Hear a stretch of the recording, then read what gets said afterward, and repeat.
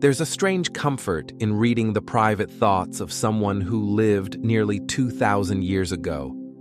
Someone who wasn't writing for applause or publication, but simply trying to make sense of life's chaos.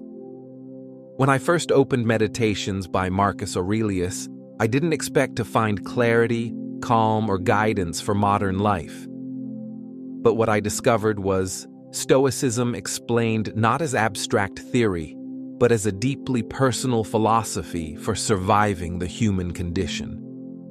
Reading it felt like uncovering ancient wisdom for modern life, quiet, practical, and unsettlingly relevant. I'll be honest, I approached Meditations expecting dense philosophy, maybe outdated moral advice from ancient Rome. What I got instead was something far more intimate and powerful. Marcus Aurelius wasn't trying to teach anyone. He was reminding himself how to live. These weren't polished essays. They were personal notes, written in quiet moments between wars and political crises. This was Stoic philosophy for life, stripped down to its essence. What surprised me most was how practical it all felt. Aurelius lived the Stoic mindset daily, not as an intellectual exercise, but as a way to maintain inner peace and tranquility while carrying immense responsibility. He was the most powerful man in the world, yet his private writings revolved around questions I still wrestle with today. How do I stay calm when everything feels out of control? How do I control my mind when anger, fear, and desire pull me in different directions? How do I live a virtuous life in a world that often rewards the opposite? These Stoic principles weren't ideas to admire from a distance. They were tools for survival. And reading them felt like finding a map I didn't know I'd been searching for.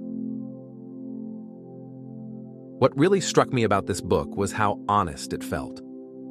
Aurelius doesn't pretend to have all the answers. He reminds himself, again and again, that most of what happens to us is outside our control, but our reactions are entirely within it. That's the heart of Stoicism. You can't control the world, but you can master yourself. One passage that stayed with me goes something like this: You have power over your mind, not outside events. Realize this, and you will find strength. I found myself returning to that idea repeatedly. It's simple, but it cuts through so much unnecessary suffering. How often do we exhaust ourselves fighting things we can't change? How often do we let external events dictate our inner state? Aurelius kept asking himself these questions, and in doing so, he taught me to ask them too. What I loved most was how he approached adversity. This is where the famous idea, the obstacle is the way, really comes alive. Aurelius believed that every setback, frustration, and hardship is an opportunity to practice mental discipline and virtue. He wrote, "The impediment to action advances action. What stands in the way becomes the way." At first, that sounds almost poetic. But the more I sat with it, the more practical it became. Obstacles aren't interruptions to life. They are life. They're where character is revealed and strengthened. That reframe alone changed how I respond to difficulty. Another theme that stayed with me was his insistence on living in the present moment. Aurelius constantly reminded himself not to worry about the future or regret the past. "Confine yourself to the present," he wrote. This isn't shallow mindfulness. It's practical stoicism, rooted in the recognition that anxiety and regret live in time that doesn't exist. The only moment you truly have is now.